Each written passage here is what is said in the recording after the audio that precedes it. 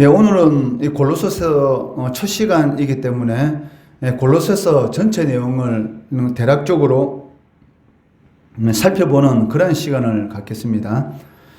골로새서를 통해서 바울은 이 그리스도의 신성과 그리스도의 우월성을 제시하고 있습니다. 그러면서 이 골로새 교회에 들어와 있는 그 이단 사상들을 경계하는 그런 내용을 볼 수가 있고, 또 성도로서 거룩한 삶을 살도록 그 실천적인 면에서 건면하는 그러한 내용들이 기록되어 있습니다. 아시다시피 이 골로새서는 그 에베소서, 빌립보서, 빌레몬서와 함께 그 옥중 서신입니다. 그 바울이 1차로 로마 감옥에 갇혔을 때 그 AD 62년에서 63년에 기록된 것으로 추정되고 있습니다. 골로새 지역은 그 에베소로부터 동쪽으로 약 160km 정도 떨어진 곳에 위치했는데, 라오디게아 그 지역의 바로 아래편에 이 골로새 지역이 위치하고 있습니다. 그 한때는 이 골로새가 이 무역 도시로 상당히 이 번창하였는데, 이 바울 당시에는 그 조그만 도시로 이 쇠퇴해 있는 그런 상태였습니다. 그렇지만 이 작은 이 도시이기는 하였지만 이 골로새 지역에는 그 부르기아 그 원주민들만 살고 있었을 뿐만이 아니라 그 헬라의 이주민들, 그리고 상당수의 이 유대인들, 그 여러 종족들이 함께 그 혼합해서 거주하고 있었고, 그렇기 때문에 다양한 이 문화적인 그런 현상들과 이 종교적인 요소들이 이렇게 혼합되어 있었다는 것입니다. 그 사실 이 골로새 교회는 그 바울이 직접 개척한 교회는 아니었습니다. 그 에바브라라는 이 사람의 이 전도 활동에 의해서 이 골로새 교회가 세워지게 되었는데, 그 오늘 본문 그 1장 이 7절 말씀해 보시면, 이와 같이 우리와 함께 종된 사랑하는 에바브라에게 너희가 배웠나니 그는 너희를 위한 그리스도의 신실한 일꾼이다 라고 기록하고 있는 것처럼, 이 에바브라라는 이 사람에 의해서 이 골로새 교회가 세워졌다라는 것을 알 수가 있습니다. 아마도 에바브라는 그 바울이 에베소에서 이 3년 동안 그 사역하는 기간 동안 이 바울의 이 복음을 듣고 그 회심하게 되고, 그리고 이 골로새 지역으로 가서 이 복음을 이렇게 전해서 이 골로새 교회를 이렇게 세운 것으로 전해지고 있습니다. 그리고 골로새 교회는 그 인근에 있는 이 라오디게아와 그 히에라볼리에 있는 이 교회와 마찬가지로 이 가정을 이 중심으로 모이는 그런 조그만 이 교회였습니다. 그렇지만 그 교회 규모상으로는 이 조그만 교회였지만 그 믿음의 질서를 잘 유지하고 있었고, 또 복음에 합당한 그러한 열매를 이렇게 맺으면서 잘 자라고 있었던 그러한 교회였습니다. 1장 6절 말씀해 보시면, 이 복음이 이미 너희에게 이르매 너희가 듣고 참으로 하나님의 은혜를 깨달은 날부터 너희 중에서와 같이 또한 온 천하에서도 열매를 맺어 자라는도다 라고 바울 사도가 말을 하고 있는 것처럼, 비록 이 가정을 중심으로 세워지고 있는 그런 조그만 교회였지만 이런 하나님이 기뻐하는 그런 복음의 열매가 맺으면서 잘 자라고 있던 그러한 교회였던 것을 알 수가 있습니다.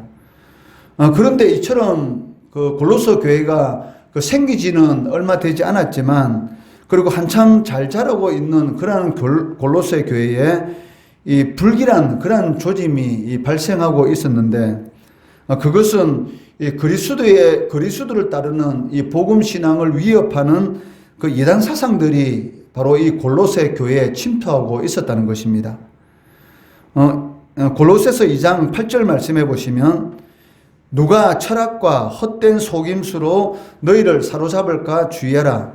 이것은 사람의 전통과 세상의 초등학문을 따름이요 그리스도를 따름이 아니니라 라고 기록하고 있습니다. 즉 그리스도를 따르지 못하는 그런 이 사람의 전통과 세상의 초동 학문을 따르도록 하려고 하는 그런 이단 사상들이 이 골로새 교회 안에 이렇게 침투하고 있었던 것입니다. 이로 인해서 이 골로새 교회를 개척한 이 에바브라는 이런 골로새 교회 안에 일어나고 있는 이 문제를 가지고 그 로마의 가택연금의 이 상태로 수감되어 있는 이 바울을 방문하게 되고 그 에바브로부터 이 골로새 교회의 상황을 들은 바울은 이 골로새서를 기록해서 이렇게 보내게 되었던 것이죠. 바울 사도는 골로새서에서 그 이단 사상을 가르치는 이 거짓 교사의 이 가르침에 대해서 일일이 이 대응하는 그런 방식으로 이 골로새서를 기록한 것이 아닙니다.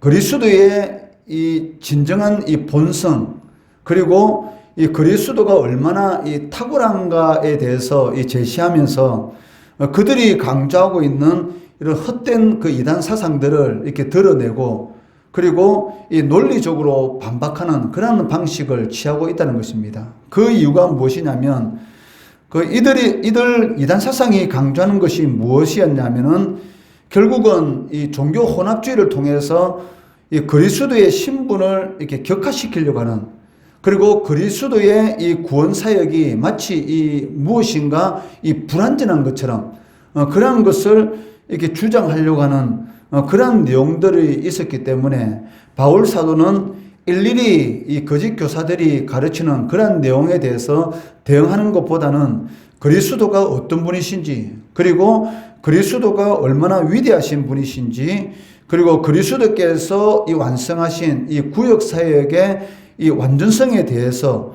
이 강조하고 있다는 것입니다.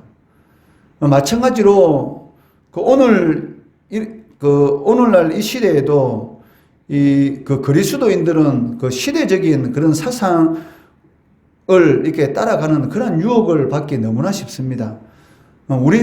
우리들도 이 시대적인 그 속에서 살아가고 있기 때문에 이 시대가 추구하는 그런 사상들이 있는데 자신도 모르는 사이에 그런 사상에 이렇게 미혹되는, 전혀 그런 사상에 무감각하게 되고 하나님의 뜻과는 전혀 상관이 없는 그런 이 사상을 따라가려고 하는 그런 유혹을 이렇게 받게 된다는 것이죠. 이런 것은 골로새 교회의 문제뿐만이 아니고 이 시대를 살아가는 오늘날 이 교회의 그런 문제이기도 하다는 것이죠. 오늘날 우리 그리스도인들의 이런 신앙, 즉 하나님의 말씀대로 따르려고 하는 그런 신앙을 이렇게 흔드는 이 종교적인 이런 혼합주의로 우리를 이끌려고 하는 그런 일들이 얼마나 많은지 모릅니다. 특히 오늘날 이 교회를 공격하는 그런 여러 가지 그 이단 사상들, 또 성경에서 이 벗어난 그런 사상들 중에 대표적인 것이 무엇입니까? 이 차별금지법, 즉 동성애를 마치 이 합당한 것처럼 그 동성애를 정당화시키려고 하는 그러한 이런 정치적인 이런 세력들이 있지 않습니까? 이러한 것들을 통해서도, 또 이 매스컴을 통해서도 이 동성애를 미화시킴으로 인해서 우리도 모르는 사이에 마치 이 동성애가 아무것도 아닌 것처럼 그렇게 이렇게 생각되려고 하는 그런 유혹에 빠질 수도 있는 것이고, 또 그리스도 외에도 마치 구원을 얻을 수 있는 그런 이 길인 것처럼 우리들도 우리 자신도 모르게 오직 예수라는 그러한 생각들이 이렇게 희미해져가는 그러한 이 모습들을 이렇게 볼 수가 있다는 것이죠. 또한 이것뿐만이 아닙니다. 이 성경적인 예배의 방식은 무엇입니까? 이 모이는 것입니다. 우리 합동교단에서 그 총신대학교 소속된 모든 교수들이 그 정당한 그 성경이 원하는 그런 그 예배가 무엇인가에 대해서 지금 어느 정도 이 코로나 이런 방역에 좀 어느 정도 이렇게 거기에 대해서 이 모이는 인원을 좀 이렇게 풀어주고 있는 그런 상황 가운데서 교회가 혼란을 일으키지 않도록 우리 합동교단에 소속된 이 총신대학교 그 교수진에서 성경적인 이런 예배에 대해서 이렇게 발표를 하였습니다.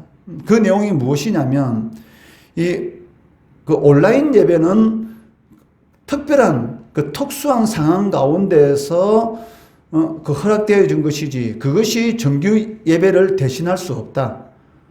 그리고 성경적인 예배는 모여서 함께 교제하고 함께 하나님 앞에 예배 드리는 것이다 라고 이렇게 성경적인 예배에 대해서 이렇게 정의를 하고 있고 특별한 상황 가운데서 허용되는 그런 온라인 예배가 마치 정규적인 예배인 것처럼 하면 안 된다라고 이렇게 말을 하고, 그리고 교회 안에 있는 이런 온라인 예배를 이렇게 송출하려고 하는 그런 것들은 이제는 이게 없애야 된다. 이렇게 말을 하고 있습니다. 마찬가지로 성경적인 그런 예배는 하나님의 교회에 모여서 성도 간의 교제를 하고, 그리고 또 하나님 은혜를 나누고 함께 모여서 예배하는 이것이 성경적인 예배인 것이지 온라인으로 드리는 이 예배가 성경적인 예배가 아니라는 것이죠. 그런데 이 코로나 사태를 지나면서 하나님은 어디든지 계시기 때문에 우리가 방에서 이런 인터넷을 통해서 그렇게 예배 드려도 그것도 하나님께서 기뻐 받으신다라는 자기의 육신적인 편안함을 쫓는 그러한 예배를 마치 성경적인 예배인 것처럼 정당화시키면 안 된다는 것이죠. 사람은 언제든지 이 편함을 추구하려고 하는 그러한 이런 마음들이 있기 때문에 우리가 서 있으면 앉고 싶고 앉으면 눕고 싶은 것이 사람의 마음이고 누우면 또 자고 싶지 않습니까? 이 사람은 누구든지 이런 육신의 편안함을 추구하려고 하는 그런 생각을 항상 이렇게 가지고 있기 때문에 우리의 육신의 정욕이라는 이런 부분을 항상 싸워서 이기려고 해야 하는 것이고, 진정으로 성경이 원하는 것이 무엇인지 그런 것을 항상 분별하면서 하나님이 기뻐하는 그런 신앙의 이런 태도를 가져야 한다는 것입니다.